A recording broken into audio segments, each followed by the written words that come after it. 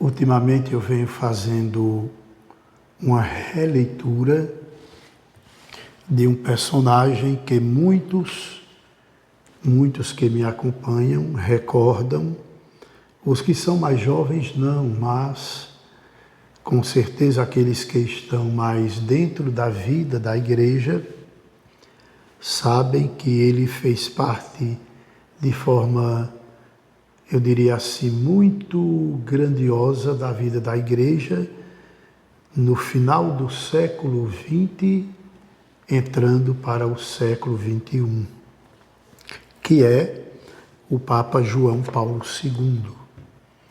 Penso que este personagem deve ser estudado mais dentro da própria igreja, por padres, seminaristas que se preparam para a vida sacerdotal, porque este homem realmente deixou para a igreja um grande tratado. E neste grande tratado nós temos muitos temas: família, pessoa humana, igreja e a importância da igreja para a pessoa e para o mundo, Jesus Cristo como centro do cosmos e da história humana. E ele chega a colocar também, claro, ele mostra para nós que Jesus, nele está a plenitude da pessoa humana, isto é, aquela pessoa que quer encontrar realmente a sua identidade de pessoa, faça a experiência de conhecer Jesus Cristo, nele está a plenitude da pessoa humana, isto é, a verdadeira identidade da pessoa humana. Saíram 2 livros pela editora Benedictus, um que trata, analisando mais a parte filosófica do Papa João Paulo II, cuja filosofia foi muito presente em todo o seu pontificado,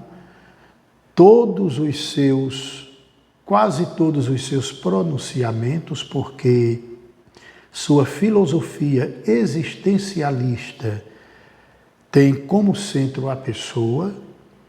Então, em todos os momentos que ele discursava, tinha um pouco da sua, ou muito da sua filosofia. Então, o livro número 1 trata da filosofia de São João Paulo II. E este, tomo 2, trata da parte teológica de São João Paulo II. E aí eu estive olhando esses dias aqui um pouco aquilo que parece desgastado entre nós, que é o tema família. O tema família. E aí, quando eu olho para trás, você também, quando nós olhamos para nossas famílias, mesmo simples, humildes, porque todos nós, em grande maioria, viemos de família muito simples, muito humildes, e quando a gente toca em humildade aqui, é realmente também pobreza. Faltava tanta coisa na casa da gente, eu digo isso aqui com muita tranquilidade, e você vai procurando aos poucos, ao me ouvir, fazendo um pouco o filme da sua história, o filme também de onde você veio, de sua família. Mas ali na nossa família, de forma também muito simples, muito humilde, havia muitos valores. Havia valores que nós hoje estamos cada dia mais percebendo que ficaram para trás. Ficaram para trás. E quando eu digo ficaram para trás, é como se estivessem jogando fora aqueles valores que constituíram a nossa vida, a vida de nossa família. Por exemplo, como nossos pais, pai e mãe, eram referência dentro de casa, muita referência. E quando eu digo referência,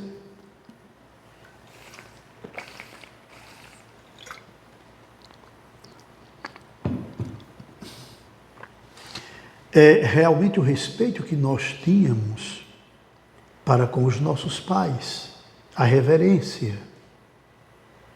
Como a gente nutria, alimentava o respeito e a reverência, repito, pelos nossos pais. Palavra do pai e da mãe a gente pouco questionava. Não era medo. Era respeito pela figura do pai e pela figura da mãe. E sem falar, falando da vida dentro de casa, do respeito a tudo aquilo que fazia parte da nossa família, como família cristã católica, que eles tinham aprendido com os padres, com a igreja. E como eu venho de um tempo um pouquinho mais para trás, haviam aprendido também com os grandes missionários da fé. E o que eles tinham aprendido? Respeito a pai, respeito à mãe, respeito à esposa, ao esposo por parte do casal. Respeito também à igreja, ao que é sagrado. Respeito por tudo aquilo que faz parte da vida cristã, da vida de fé. Quantas vezes eu ouvi meu pai dizendo dentro de casa, olhe, quando vê o padre, peça bênção. Nunca perguntei o porquê. Quando eu pedia bênção ao padre, eu chegava em casa, tinha o prazer de dizer ao meu pai e à minha mãe que tinha pedido a bênção ao padre. Imbuído ou alimentado exatamente pelas palavras do meu pai e da minha mãe, a figura do padre, que diz, Deus te abençoe. E tinha um grande significado, tem um grande significado. Chegava o sábado, meu pai já dizia em casa que a gente deveria se organizar, se preparar, porque no domingo tinha missa, era para a gente estar na missa. Todo mundo deveria estar na missa. E a gente, claro, seguia esses princípios, sem falar que dentro de casa, o ambiente era um ambiente realmente que era uma extensão da igreja. Hoje a gente fala muito em igreja doméstica, a linguagem, ótimo, ótimo. Só que nas casas da gente, as imagens sagradas, o oratório para a oração e o respeito. Nada de palavrão, nada de algo que contradiga aquilo que está dentro de casa. Respeitar o que é sagrado. As imagens estão aí. As imagens estão aí. Então, vamos respeitá-las. Estou fazendo essa breve introdução para falar da família. E não falamos de família sem falar do casal, sem falar também dos filhos, porque família é a constituição de uma comunidade que foi criada, constituída exatamente no amor conjugal. Então, olhando esses dias, esse material que eu recebi, eu percebo que a gente precisa realmente se preocupar mais com esta instituição tão bonita, tão bela, tão necessária para a vida humana, que se chama família. Não é?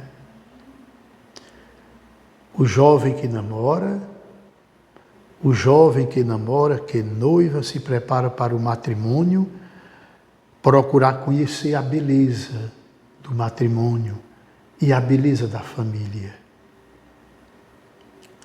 Saber exatamente o porquê está buscando construir uma família.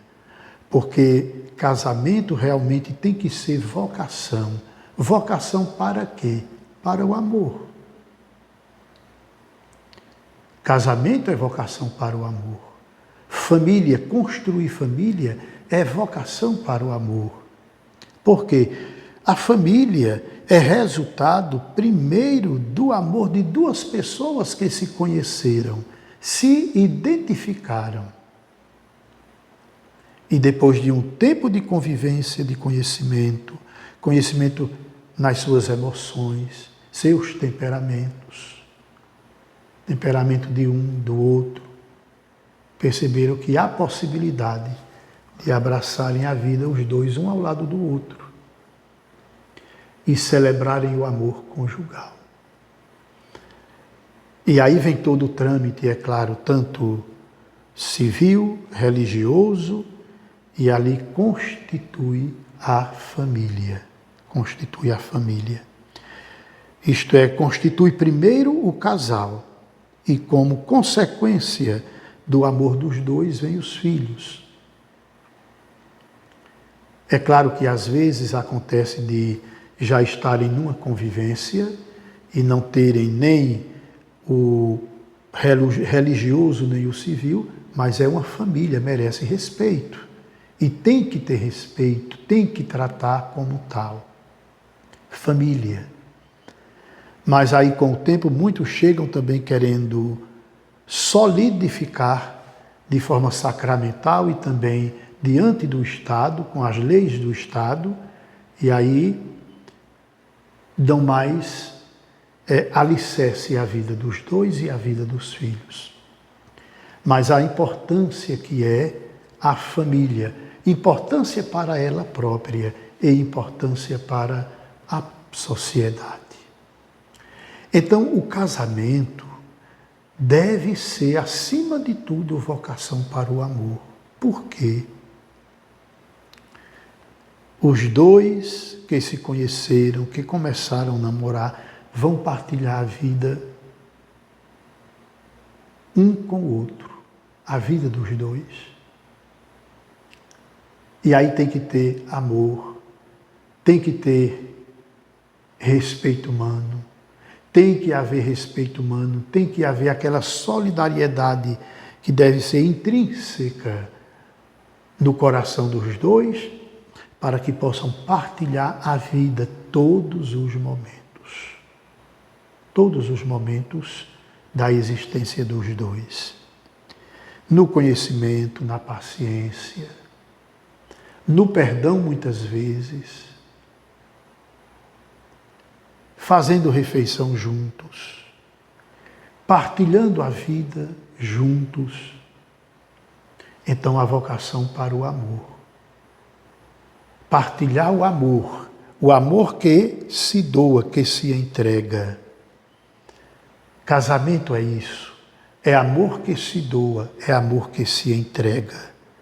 Um se doa ao outro, se entrega ao outro, para que nessa doação constante e nessa partilha constante de vida e de amor, eles possam, cada dia mais, ter um alicerce muito sólido, para que possam olhar para frente e já possam prever um futuro também de muita solidez para os dois.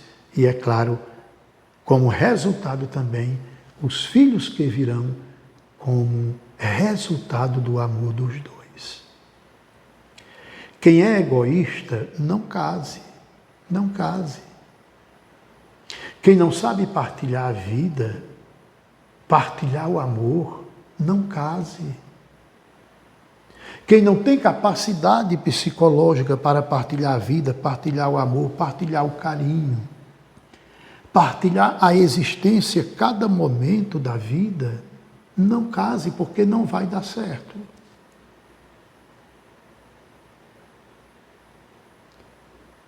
Quem não sabe perdoar, também não case. Porque casamento, com certeza, assim como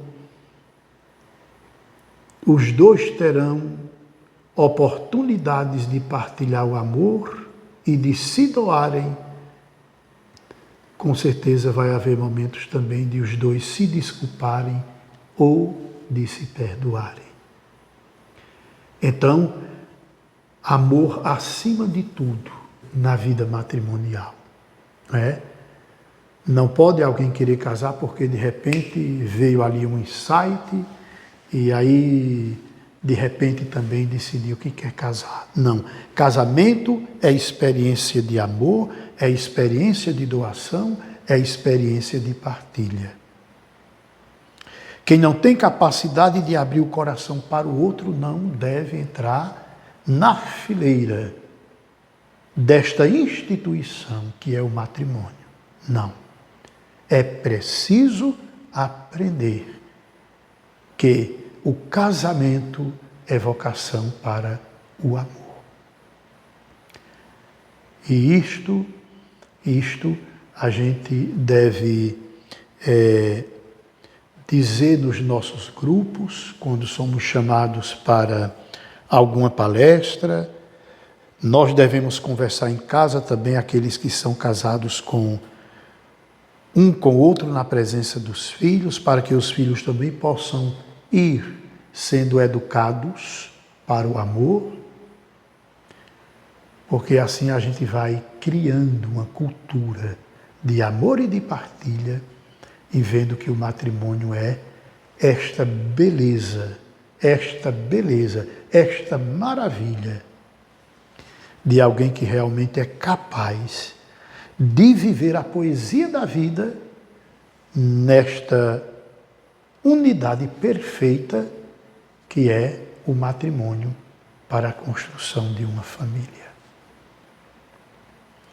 Eu irei continuar com este tema, claro, este tema família, mas com outros subtemas em outra reflexão, em outras reflexões que eu trarei para nós aqui no meu canal. Deus abençoe você, abençoe sua casa e Nossa Senhora sempre presente em nossas vidas.